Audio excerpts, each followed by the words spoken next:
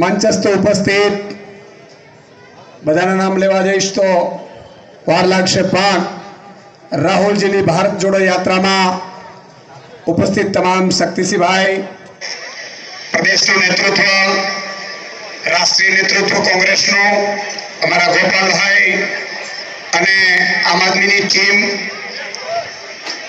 આપ સૌનો હું આભાર માનું છું કે અહીંયા ઇન્ડિયા ગઠબંધન અંતર્ગત આજે આપણે એવી તાનાશાહી સામે લડવા નીકળ્યા છીએ કે જેમને વારંવાર આપણે કંસની ઓલાદ તરીકે સંબોધન કરવાનું છે.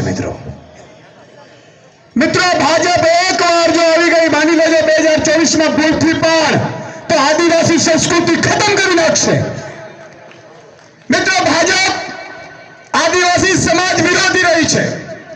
તમને ખબર હશે, યુનિફોર્મ સિવિલ કોડ ભાજપ લાવવાનો પ્લાન કરી રહી છે, પણ જ્યારે આદિવાસી સમાજે વિરોધ કર્યો, આદિવાસી સંસ્કૃતિને ખતમ કરવાનું જો કામ કરવાની કોઈ પ્રેરણા લીધી હોય તો ભાજપે નક્કી કરી છે મિત્રો.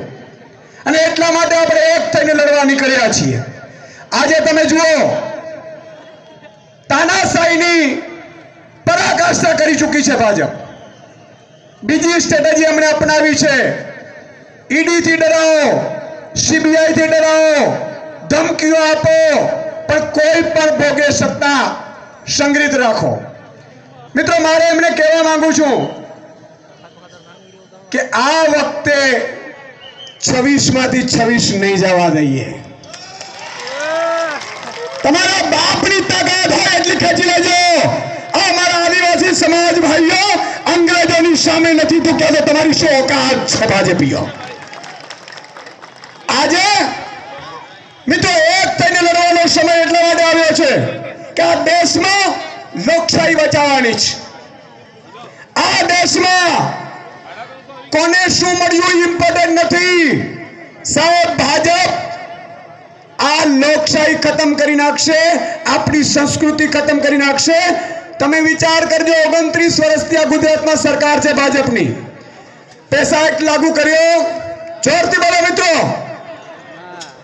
અનુસૂચિત ભાવ લાગુ કરી. આ જરૂરિયાત છે કે નથી આપણી? છે કે નથી? તો મિત્રો આજે સવાલ એ છે કે જે રીતે ભાજપની તાનાશાહી સામે લડવાનો સમય આવ્યો છે, માનનીય અરવિંદ કેજરીવાલજી, માનનીય રાહુલજી એક એવી રીતે ઝૂમી ગયા. તમે જો મહારાષ્ટ્રની સરકારે પણ ઇન્ડિયા ગઠબંધન એક ન થવું જોઈએ. બિહારમાં કરતી વખતે પાછા કરી દીધા, પણ એને ખબર નથી ગુજરાતના આદિવાસીઓ, ગુજરાતની પ્રજા એટલી ખુમારીવાળી છે મિત્રો. અને આદિવાસી સમાજનો તો એક ઇતિહાસ રહ્યો છે.